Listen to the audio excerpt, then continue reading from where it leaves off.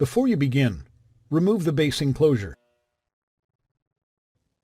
Warning: to avoid personal injury and damage to the product, use extreme care not to puncture, twist, or crack the battery. An internal puncture or rupture to the battery has the potential to cause a short, which may result in a thermal event.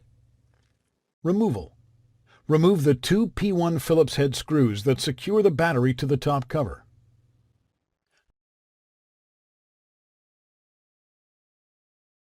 Grasp the battery and lift up from the connector side to an angle of 30 degrees.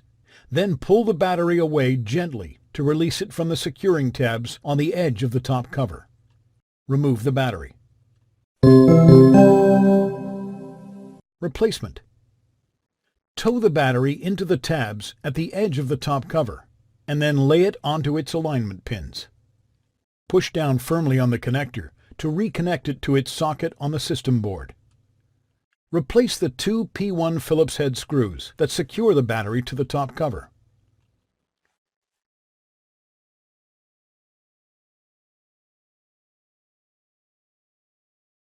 Thanks for watching. Please click subscribe for more videos and weekly updates.